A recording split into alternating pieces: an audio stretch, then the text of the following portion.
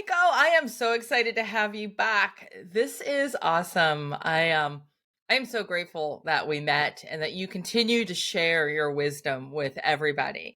For those listeners who have not met you yet, can you just introduce yourself and share a little bit about who you are? Oh, okay, so my name is Maiko Sakai, and currently I'm based in New York, where I've been here for quite some time. But I am a business consultant specifically for creative service business owners, including, digital marketers, to content providers, to leadership coaches, to, anyone who generate revenue through their intellectual properties.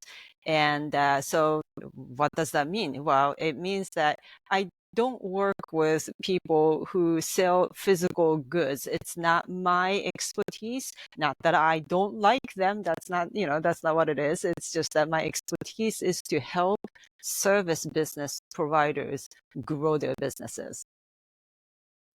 Well, I love that. And that is a very unique niche. Now, you have agreed, and I am so grateful for this, to teach a 6-part series in the Entrepreneur Society. I am like, yoo-hoo! Yes, yes, yes. To Yep, all of our members. So, first off, thank you for that because my that is just pleasure. awesome. And I so appreciate it. So, we're going to talk a little bit about it, but all the juicy stuff is inside the membership. That's And right. we're talking, I know, right? Like do a little dance. But we're Yeah. talking about productizing. And before we begin, what exactly is that? So, you look at your service business offer as a product. A lot of people are familiar with the term SaaS, right? Mhm. SaaS, like a service as a, the whatever. And it's the same kind of idea, but it's SAAP, I guess, service as a product, but you're not making anything tangible. Let me be clear on that. That's not it. So what is, say, a productized offer? That means, say, you have an introductory work that you do with most of your clients. You are actually repeating the same work over and over and over again. Say that's a fundamental part of your service business. That's a good candidate to make it to be a productized offer, just because you're repeating the same thing to many different customers or clients. So in a sense, you're standardizing that portion. You're not customizing, each client or each customer different ways. So that's the gist of, or I should say, the definition of productized offer. So give me an example of what that would be like. Like say we're talking about a business coach. Yeah. Okay. What would that look like for them? So, for example, for business coaches, I'm sure they provide a lot of planning strategies to their customers or clients, whether it's a quarterly or annually or even monthly, because business owners, when they start out organically, which is not a bad thing. They keep the momentum going. But when they get to a certain point, they wanted to organize their business. They wanted to set a specific goal for the year or per quarter or per month. Let's just say this particular business coach may have a specific way of helping her or his customers or clients with planning, whether that is Okay. like using a specific strategy or a specific mindset or both, something unique. Mhm. But say he or she would do that, work with most of their customers and clients, then that is replicable and repeatable, right? Another bonus is that that can be trainable, meaning that eventually maybe that person may not be the only one doing that. Once you sort of standardize it, so that would be a an example. There are many, but Yeah. Yeah. yeah, I'm sure there are.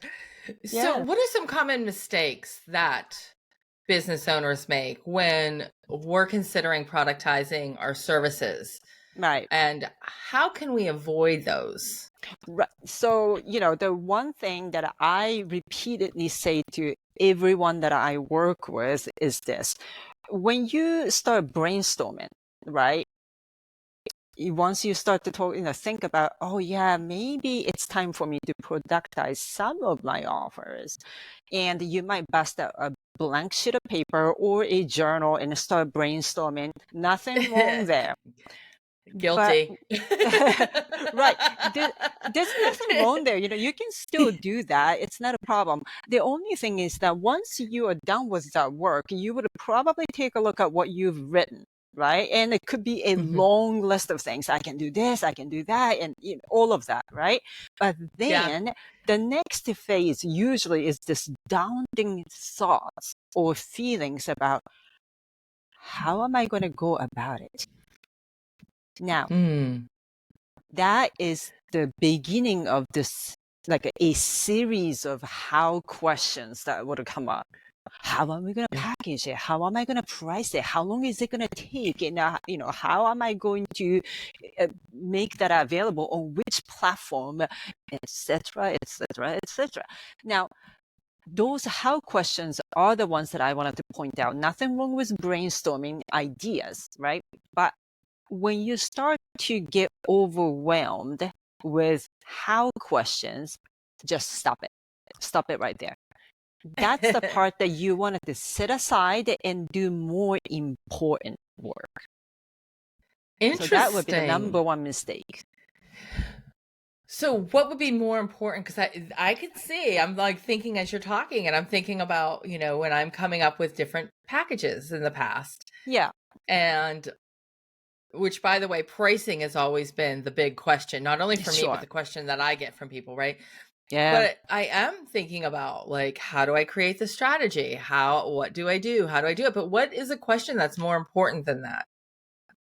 It's more so about what is going to be the best, like within your expertise. So you're going to have many different expertise, right? Like what you already have. You Right. have craft, and you have many different things that you're great at.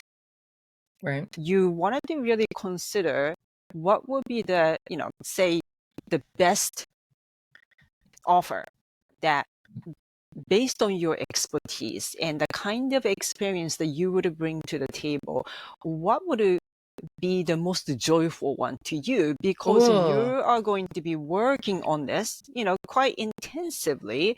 You don't want it to be doing something that you don't like doing, obviously, right?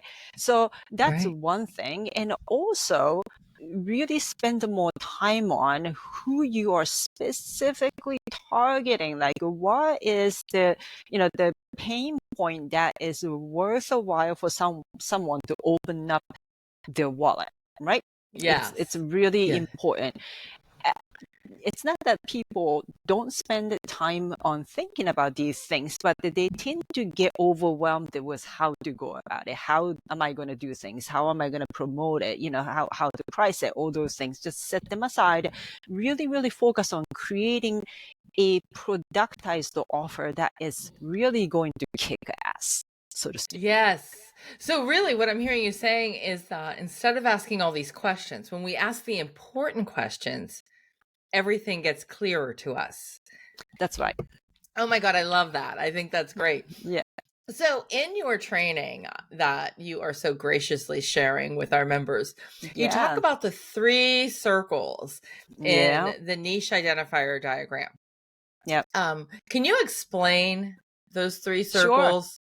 Yep. So I'm providing the simplest form of it. We can go into the whole nitty gritty of things, if you would like to, but let's just say those 3 circles. The first one is all about your expertise and your experience. And when I say experience, that's not your professional experience, or you feel the entire experience of, someone working with you. What would Right. that be like? for example, I always pick this fitness industry just because it's Yeah. easier for anyone to understand, even if you're not in that industry, right? There's the Yeah. boot camp style, like go, go, go, go, go, lose weight in the week and go, go, go, go. Some people like that. They need that push. There's nothing wrong with that boot camp style. Or there's more like, the holistic, spiritual angle that people may want to go with. There are many type of different experience that those professionals, fitness industry instructors, coaches, the trainers, they can bring in. You can't serve everybody, and you really wanted to focus on what you're really great at. If you are, say, an introverted fitness trainer, I'm sure there are some out there, even though like most of them seem to be extroverted, but I'm sure there's enough introverted ones. That's unique. You need to really focus on what you're really great at. I am introverted, so I'm a great listener for those who are seriously struggling, to lose weight after 40 or something like that. What is it that you are just so not only great at, but love bringing that experience that is so unique to you? Like, as for me, you tell me if I'm wrong about my own assessment, but I'm a straight shooter usually, and I have this kind of like a dry sense of humor, kind of like it's kind of funny but not funny kind of jokes. That's not for everyone, but that's me, and I use a ton of food analogies in business practice just because I love food. That's me, but that's not for everyone, and that's good news. That's great news. Yes. So that's the first circle. Now the second circle is the second most important one, or equally, as important as the first one, I would say, is your specific target market. Now, target market as a term is still too broad to me. I want you to be able to slice even thinner within that so-called target market that you think you're in or you're targeting. And I've already used some of the examples with the fitness, example. It's kind of the same thing. You want it to be super specific to their emotions, using this thing that is actually in the lesson, and that's Yes. not demographic. That's the hint. Yeah, that's the hint. That's not demographic. Don't go that route. Go the other route. But you're going to find out what that is going to be. Then you are really depicting your market from a completely different angle. It's not so much about this typical, I don't know, like marketers would describe their target market to be. It's going to be super unique so that you know how to speak to them. You can naturally do it just because you're aligned with them. Either you know them so well because you're one of them, all those great reasons. So that's the second circle. Then finally, the third circle is where all the delivery method is housed. That's where all your how questions will be answered. And by the time you get there, you probably know most of the answers. See, so you are able to cut a ton of time and energy trying to figure out all the how questions without doing the first, the stage of the work that's necessary for you to be able to answer all the questions for the third circle. I love the three circles because it really simplifies that entire process, and it does just bring everything. It's like, oh my God, like the light bulb goes off, and it's like, I'm making it harder than what it really is meant to be. And when you look at those circles and you work through it, then it's like, oh my God, it's just right there. But let's say hypothetically, because I've seen this before, let's say you haven't done those circles yet, and your expertise is in one area, but you want to create an experience outside of your circle. And let's just say the reason for that is because you are paying attention to the gurus that you want to be more like, and you tell yourself that you need to be more like that. So Mm-hmm. your expertise is in a circle and the experience you're creating is outside of that circle and it doesn't jive. Like, how does that impact the value and Right. of your productized offer and how people receive it? Right. Well, first and foremost, now each section in that diagram shows the downside of it. If you're not hitting the bullseye in the middle where all the three circles overlap, what would happen? So, that is explained, what would happen. So for Mm-hmm. example, if you're trying to be someone that you truly admire, nothing wrong there. But if you're trying to copy, down to T what he or she's doing, then that's not your true offer, right? And that people can pick up on it. Not that you're faking it, but even if you're doing it genuinely, there's a bit of a misalignment there. And that vibe, you can't really mask. So people will pick up Yeah. on it. And so what would happen when people pick up on it? They're not going to be completely sold on that offer. They're going to be doubtful. So say, a number of things can happen. For example, you may have a harder time selling it. Like you are going to have to sort of tap into persuasion techniques or, trying to convince them. It's going to be a lot harder on you if you go that route, and Mm-hmm. also you're not going to be happy because of all that work that's involved in order for you to push that out to the market. So Oh, that's if you so don't hit the true. That's a bullseye, good point. yep, That's a great absolutely. point. So you'll have trouble selling it. So that could be an indicator. Is am I being, authentic to who I am, or am I trying to mimic somebody else? Or blame But you're on not going to completely feel it. different You're not things. going to Yeah. be. Yeah. Well, they could blame on, say, oh, maybe I messed up on pricing. Oh, Or, yeah. That's so oh, true. You're right. right? Like, or, you may think that, oh, nobody wants to log into a completely separate platform. Maybe that is the reason why.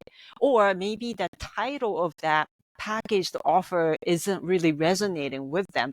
There's just too many variables to test. And you get to test each and every one of them, but how long is that going to take? Right? Then you Right. get burned out, you get stressed Yeah. out, and you ended up sort of coming back to, the full circle, but like back to square one, thinking that, I think I need to sunset this and start all over again.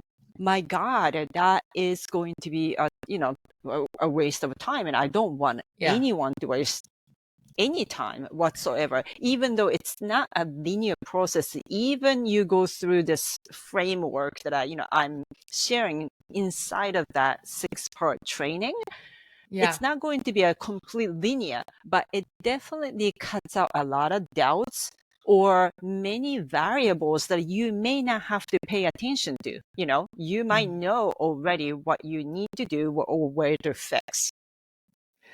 Interesting. Yeah, I had a lot of aha moments in there. That was really good. So when we're productizing a service, does it really help us scale a business? Yeah, that's a good question. Let's just take it apart and Okay. let us examine it. Then you get to decide whether it is a scalable, strategy or not. Yeah. First and foremost, I've already, touched on this a little bit. A good thing about having a productized offer is that it is replicable and repeatable and trainable, right?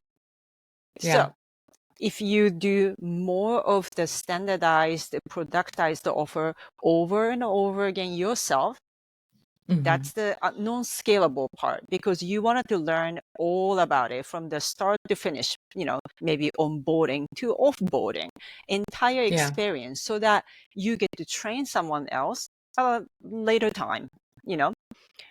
So that the first part may not be scalable, but because you repeatedly go over the same offer over and over and over again, a lot of things can be delegated or automated And those are the two magic keywords for scalability, right? On Yes. the flip side, let's think of a web designer, for example.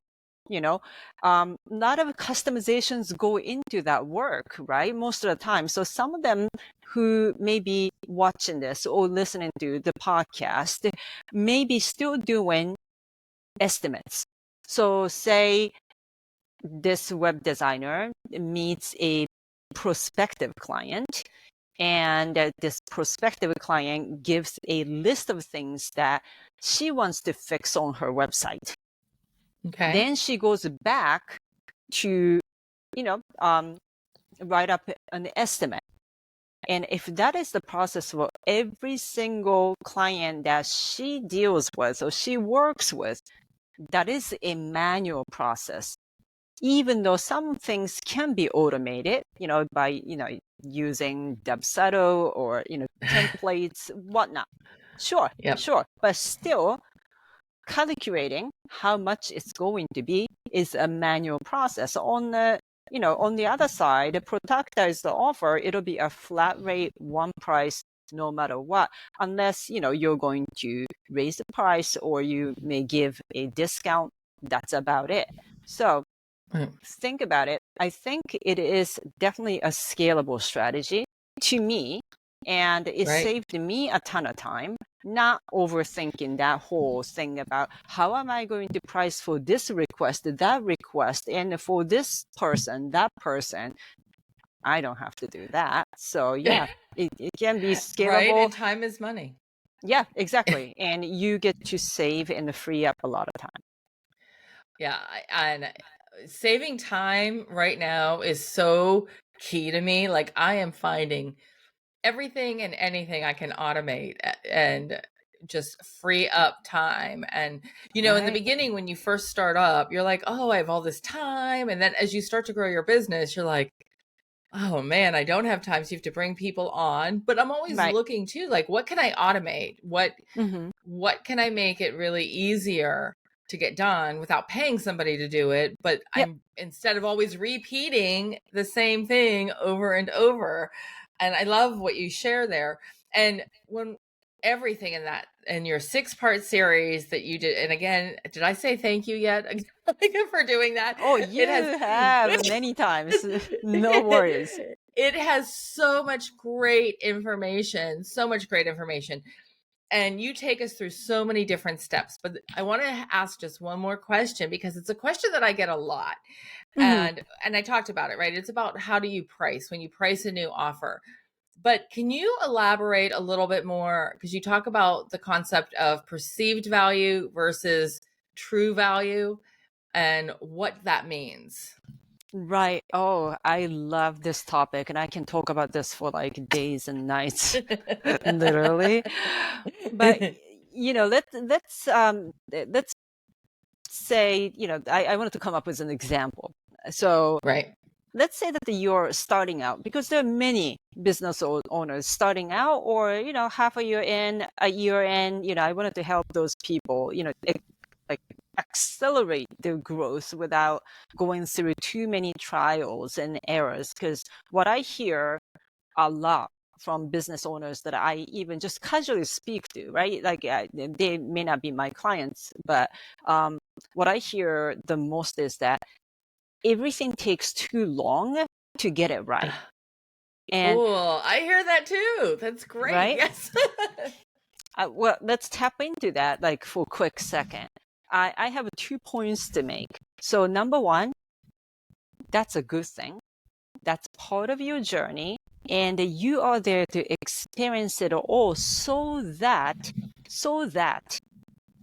you get to finally pick your niche or come up with a productized offer. Without that journey, you don't have enough data to assess, including pricing, by the way, Okay. So that is a good thing. So that's my first point. But the second point is that there are some mistakes that you don't need to make, because many people before you already made. So let's avoid those things. At least you can do that. So those are my 2 points about, everything takes too long to get it right comment. Yeah. Now, what was the question again? That you get a lot?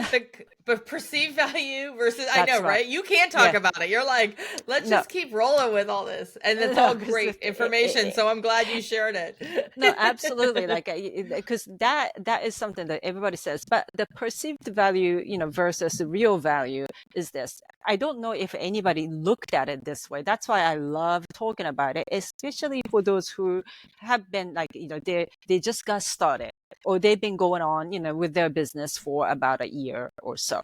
Is that you're not like, say, you're not Amy Porterfield, for example, Yeah. not just yet anyway. I'm not saying that you're not going to become the next, Amy Porterfield if you're aiming for that, but not just yet.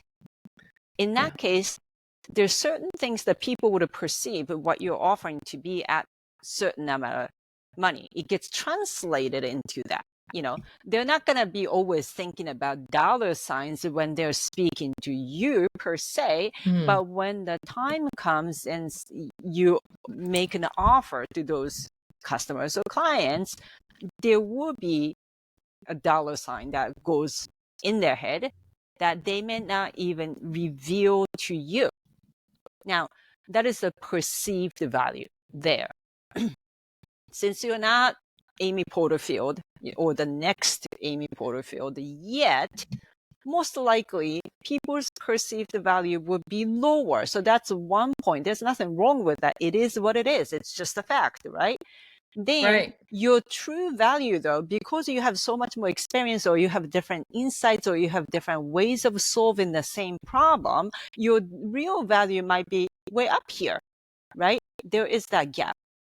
And Okay. you wanted to work your way to close that gap so that you get to price your offer the way that you envision or the way you think is fair. But Yeah. you're not your own buyer, right? You need No. to consider I the mean, I was market, at one time. I'm not buying my products now, but I was my right? ideal client way back when. Right. But the thing is, you get to do that once, but you're not going to Yeah. be a repeat customer for your own No. product. So you do have to Right. consider the market. So instead of feeling bitter or resentful about the fact that your perceived value being still lower, you wanted to do the work that is going to close that gap. So Mm-hmm. at the beginning, whatever productized offer that you're going to test, you really wanted to beta it, you may want to make it very enticing, just setting aside all the values or how much you really wanted to price, set them all aside. You wanted to make it to be something that is so hard to refuse so that you get to test it faster. Now you're collapsing time by doing that without feeling resentful, without feeling bitter. Then you're going to close that gap by doing a few easy things, which I think I talked about that in the 6-part Yeah. series. So I, Yeah. I, I want everybody to look out for that. Those are the things that are going to close the gap between the perceived value and the real value that you are offering so that you can get there faster. I love it. I love it.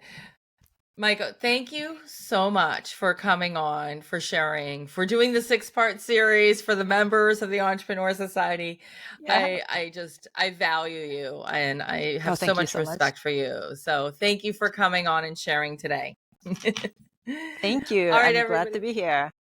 Yeah, thanks. Thanks. All right, everybody. We will catch you next week.